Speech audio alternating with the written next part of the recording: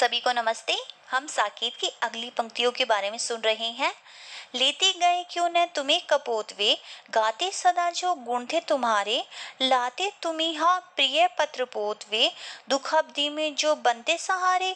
उर्मिला कपोत से कहती है कि अरे कपोत, वे तुमको अपने साथ क्यों नहीं लेके गए? हरदम तुम्हारे गुण गाते रहते थे और तुम ही तो हमारे उन प्रिय पत्रों का सहारा थे जो हमारे लिए लाते थे, और दुख के समय में तुम पोष स्वरूप सहारे बनते थे। औरों की क्या कहिए, निज रुचि ही एकता नहीं रखती, चंद्रा मत पीकर तू चकोरी अंगार है चकती। उर्मिला कहती है चकोरी से, औरों के संबंध में तो मैं क्या कहूँ, तुम्हें अपनी रुचि में एकता नहीं रखती हो। जब अंगार गिरते हैं तो तुम उसे चंद्रमा के टुकड़े समझकर खाती रहती हो। विहक उड़ना भी ये तो व्रत भूल गए आए, यदि अब इन्हें छोड़ू तो निर्दयता दए। परिजन इन्हें भूले ये भी उन्हें सब हैं बहे, बस अब हम संगी साथी सभी इनके रहे। इसमें उर्मिला कहती है इन पक्षियों को मुक्त करूंगी तो इनके साथ अब अच्छा नहीं होगा, क्योंकि बहुत लंबी अवधि के से ये पिंजड़े में बंद है। अब तो ये उड़ना भी भूल गए हैं और इनके परिवार और अन्य सदस्य भी इन्हें भूल गए होंगे। ऐसी दशा में इनको छोड़ना इनके साथ एक निर्दयता होगी, और आखिर में ये जाएंगे भी कहाँ, क्योंकि इनके साथी तो उड़कर आगे चले गए। अब तो हम ही इनके संगी साथी हैं और इन्हें मुक्त करना अब ठीक नहीं है। मेरे और अंगार के बने बाल गोपाल, अपनी मुनियों से मिले पले रहो तुम लाल। वेदना तू भी भली बनी, पाई मैंने आज तुझी में अपनी चाह घनी। नई किरण छोड़ी है तूने, तू वह हीर कनी। सजग रहूं मैं साल हृदय में, ओ प्रिय विसिकिस अनी। ठंडी होगी दहन मेरी, रह दुकम्बु सनी। दुकम्बु सनी मतलब उसी में सनी रहती है ना कोई चीज, ऐसे। तू ही उष्ण उसे रखेगी मेरे तपन मनी, आ अभाव की एक आत्मजे और अदृष्टि जनी। तेरी ही छाती है सचमुच उपमोचित स्तनी, हरि वियोग समाधि अनोखी तू क्या ठीक ठनी। अपने को प्रिय को जगती को देखूं खींची तनी, मनसा मानिक मुझे मिला है तुझ में उपल खनी। तुझे सभी तभी त्यागू जब सजनी, पाऊं प्राण धनी। उर्मिला अपने लाल नामक पक्षी को संबोधित करते हुए कहती है, हे खग, तुम मेरे उर रूपी अंगार के साथी बने रहो, तुम मुनियों से पालित होकर यहीं पे रहो। हे वेदने, फिर वेदना से कहती है, हे वेदने, तुम मेरे हृदय में मेरे साथ रहो। तुम तो अब बहुत भली हो गई हो, तुम बहुत अच्छी हो गई हो, क्योंकि तुम्हारे कारण ही मुझे हरदम प्रिय का ध्यान बना रहता है, और तुम्हारे कारण ही मुझे अपने प्रियतम के प्रति चाहत बढ़ी है।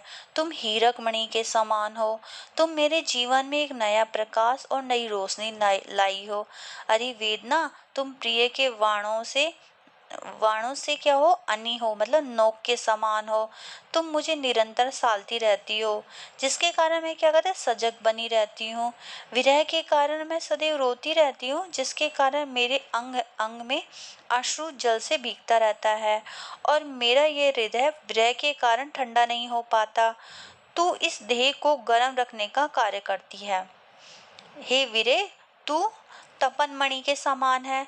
अरे तेरे कारण मुझको ज्ञान हुआ है कि प्रियतम का मुझको अभाव है। अभाव के कारण जो आत्मजा उत्पन्न हुई है, तो विरह तू एक आत्मजा के समान है, भाग्य से जन्म ग्रहण करने वाली है।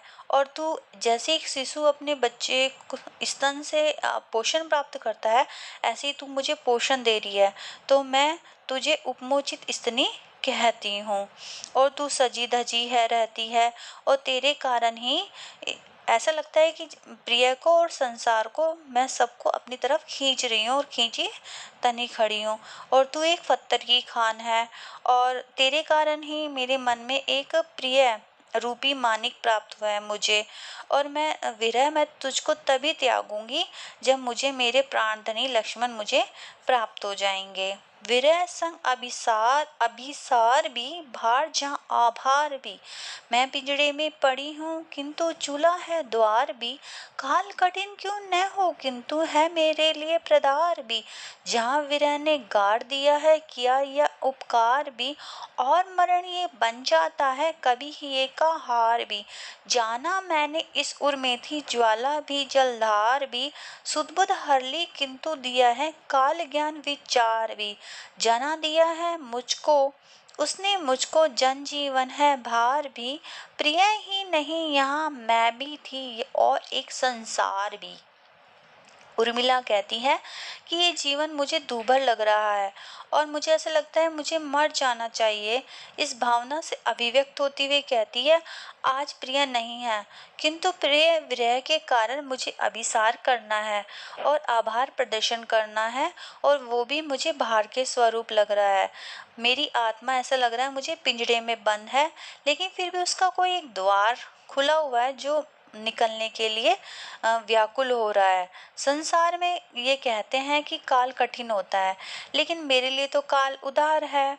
और ये सजनी जहाँ प्रिय विरह ने मुझको कष्ट दिया है, मुझे गला लगा दिया है और वहाँ मेरे साथ उपकार भी किया है और उसने मेरे लिए समस्त सुध-बुध भी खो दी है। और काल ज्ञान का विचार है ना, ये सबसे अच्छा है। मुझको इससे ये पता चला है कि विरह के कारण जनजीवन भार के समान हो जाता है, लेकिन मेरे लिए तो ये भी एक हार के समान बन गया है। मैं जान इसी के कारण मैं ये जान सकी हूँ कि संसार में मैं भी हूँ, नहीं तो मुझे मुझे खुद की कोई सुध नहीं रहती थी और मेरे को हरदम लक्ष्मण जी का ही ध्यान रहता था। और यहाँ एक संसार भी है, ये सब मुझे विरह के कारण ही पता चला है। लिखकर लोहित लेख डूब गया है दिन आहा। व्योम सिंधु सखी देख तारक बुदबुद दे रहा। दीपक संग सलग भी जला न सखी। जीत सत्व से तमको क्या देखना दिखाना क्या करना है। प्रकाश का हमको दोनों ओर प्रेम पलता है। अब इसमें उर्मिला कहती हैं सखी सखी दीपक जलाती है तो कहती है सखी दीपक मत जला, इसके जलाने से कुछ भी फायदा नहीं होगा, केवल पतंगे ही मरेंगे और अगर पतंगे मरेंगे तो मुझे दुख होगा। क्योंकि अब उर्मिला ऐसी हो चुकी है कि वो किसी को भी दुख नहीं पहुंचाना चाहती, सबकी भलाई के बारे में सोचती है वो। तो ऐसे इसलिए कहती है कि तू दीपक को मत जला, इससे कुछ भी फायदा नहीं होगा। और अगर दीपक को जलाए तो भी क्या करें, अब मेरे प्रियतम तो है नहीं जो मुझे देखे, मेरे रूप सौंदर्य को देखे। और वो कहती है हरी सखी आकाश में जैसे जब दिन डूब जाता है तो तारे ऐसा लगता है जैसे बुदबुदा रहे हों, ऐसे ही लगेगा ये पतंगे जलते रहेंगे। तो इसलिए इसको मती दीपक को इसलिए मती जला। तो और वो कहती है सखी कहती है कि दोनों तरफ, फिर उर्मिला सखी से कहती है कि दोनों तरफ ही प्रेम पलता है, दीपक और पतंगे में जैसे पवित्र प्रेम होता है। दोनों ओर प्रेम बलता है, सखी पतंग भी चलता है, आहा दीपक भी जलता है। शीश हिलाकर दीपक कहता बंधु व्रता ही तू क्यों देता, पर पतंग पड़कर ही रहता कितनी विहलता है। दोनों ओर प्रेम पलता है, बचकर हाय पतंग मरी क्या, प्रणय छोड़कर प्राण धरे क्या, जले नहीं तो मरा करे क्या, क्या ये असफलता है, दोनों ओर प्रेम पलता है। दीपक और पतंगे की प्रेम जो रचना होती है वो सब जानते हैं, इसमें सबको पता है। तो इसमें उर्मिला कहती है कि सखी सच्चा प्रेम तो दोनों ओर समान भाव से पलता है और बढ़ता रहता है, जैसे पतंगा दीपक के प्रकाश में जलता है और दीपक भी निरंतर जलता रहता है। दीपक की लौ तो अपनी अंतर ज्वाला ही होती है, दीपक स्वयं अपनी ज्वाला से धीरे धीरे जलता रहता है और पतंगे को जलने से रोकना चाहता है, और लेकिन पतंगा दीपक की ओर आकर्षित होकर अपने को जला ही लेता है, क्योंकि वह भी उससे उतना ही प्यार करता है। और सिर हिलाकर पतंगे को अपने समीप आने से भी मना करता है, परंतु पतंगा कब मानता है, दीपक की ज्वाला में जल जाता है। इस प्रकार दीपक और पतंगे दोनों में ही भावों की विहलता इसमें दिखाई गई है। उर्मिला कहती है, पतंगा यदि दीपक का संकेत समझकर स्वयं को लो से दूर भी कर लेता है तो ये कष्ट भी उसके लिए मरण के समान ही होगा। प्रणय भाव को त्याग कर जीवित रहना प्रेमी हृदय के लिए अत्यंत कष्टकारी होता है। यदि वह जलेगा नहीं तो पश्चाताप की आग में झुलसेगा। और प्रिय से दूर रहकर प्रणय त्याग कर जीवित रहना किसी भी कारण से उचित नहीं माना जाएगा।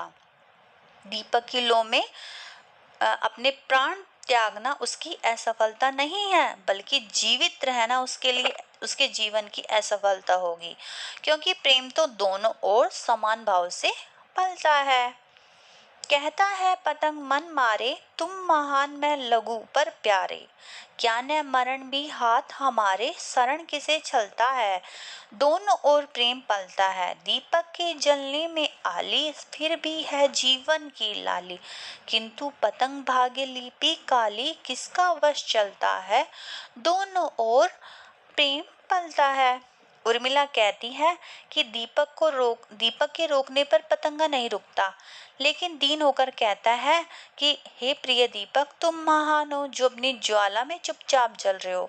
मैं तुम्हारी तुलना में बहुत लघु हूँ। मैं इस प्रकार धीरे धीरे जलकर प्रकाश दूसरों को नहीं बांट सकता, लेकिन मेरा मरना मेरे वश में नहीं है। मैं मरकर ही इस प्रेम की गरिमा को बढ़ा सकता हूँ, तो मरण की शरण में किसी को छल नहीं सकती। जब मैं मृत्यु की शरण में चला जाऊंगा तो मुझे जलकर मर मिटने का यश मिलेगा। उर्मिला दीपक और पतंग के जलने की तुलना करते हुए कहती है, हे सखी, दीपक के जलने में तो जीवन की लालिमा है। वह जलता है पर उसके प्रकाश से जो पूरा जग आलोकित होता है। वह जलकर जग का कल्याण करता है। लेकिन पतंगे की भाग्य लिपि तो जीवन की लालिमा नहीं है ना, दुर्भाग्य की कालिमा हुई, अर्थात उसका जलना तो व्यर्थ ही गया। मतलब भाग्य पर किसी का भी वश नहीं चलता।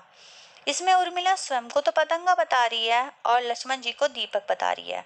फिर वह दीपक को महान कहती है और उसके जलने की प्रक्रिया में ऐसा बताती है कि कष्ट अधिक है, और पतंग तो जलकर भस्म हो जाता है, पर दीपक सारी जलन हृदय में समेट लेता है। अगला, जगती वणिक व्रति है रक्ति, वणिक व्रति वणिया प्रवृत्ति, उसे चाहती जिसे चकती, काम नहीं परिणाम निखरती, मुझको ही खलता है, दोनों और प्रेम पलता है। उर्मिला कहती है, संसार के प्राणियों का स्वभाव बणियों जैसा दिखाई देता है। उसकी वृत्ति वणिया वृत्ति हो गई है। वे अपना संबंध उसी व्यक्ति से रखता है जिससे उसे कोई स्वार्थ होता है, उससे ही अपने अच्छे संबंध रखता है, परंतु जिससे किसी प्रकार का कोई स्वार्थ नहीं होता उससे कोई उम्मीद नहीं रखता है। मनुष्य का कार्य नहीं उसका परिणाम देखा जाता है। ये बात बहुत ही खलती है। जैसे यदि कोई व्यक्ति अत्यधिक श्रम करता है लेकिन उसे सफलता प्राप्त नहीं होती तो उसके लोग उसके श्रम को जुटला देते हैं, और अगर किसी को भाग्य से अच्छी सफलता मिल जाती है ना, तो उसको व्यक्ति सब लोग महान मान लेते हैं। ऐसे में उर्मिला को ये सब बेकार लगता है और वह कहती हैं कि प्रेम तो दोनों ओर पलता है। अरे सुरभि जा लौट जा अपने अंग सहेज, तू है फूलों में पली ये कांटों की सेज। यथार्थ था जो सपना हुआ है, अलिख था जो अपना हुआ है। रही यहाँ केवल एक कहानी, सुना वही एक पुरानी नई पुरानी। अलिख था जो अपना हुआ है, आओ हो आओ तुम्ही। प्रिय के स्वप्न विराट हृदय हृदय लिए आंखें खड़ी हेर रही है बाट। मतलब सुरभि हवा को, उर्मिला हवा को संबोधित करते हुए कहती है, अरे सुरभि, तुम यहाँ से जाओ, तुम यहाँ से लौट जाओ, क्यों तुम अपने अंगों को संभाल लो, क्योंकि फूलों में पलने के कारण तुम नाजुक हो गई हो, और यहाँ तो कांटों की सेज है जिसमें तुम बहुत अत्यधिक चोटिल हो जाओगी। उर्मिला आगे अपनी सखी से कहती है, जो यथार्थ मिलन मेरा और स्वामी का हुआ था ना, आज तो ऐसा लग रहा है जैसे कोई सपना था, कोई पुरानी बात थी, कोई मिथ्या थी, और केवल मधुर स्मृतियां एक नई पुरानी कहानी बनकर रह गई है। उर्मिला अपने प्रियतम को स्मरण करती हुई कहती है कि प्रियतम के विराट स्वप्न मेरे प्रियतम नहीं आ रहे हैं, मेरी आंखें उनके लिए बाट देख रही हैं, अर्थात उनका पथ देख रही हैं। आजा मेरी निधिया गूंगी आ, मैं सिर आंखों पर लेकर चंद खिलौना दूंगी। प्रिय के आने पर आवेगी, अर्धे चंद ही तो पावेगी, पर यदि आज उन्हें लावेगी तो तुझसे ही लूंगी। आजा मेरी निधिया गूंगी, पलक पवाड़ों पर पद रख तू, तनिक सलोना रख भी चख तू आ। दुखिया की ओर निरख तू, मैं निछावर हूंगी, आजा मेरी निंदिया गूंगी। उर्मिला अपनी निंदिया को गूंगी बताती है और कहती है, मेरी निंदिया गूंगी, तुम आ जाओ।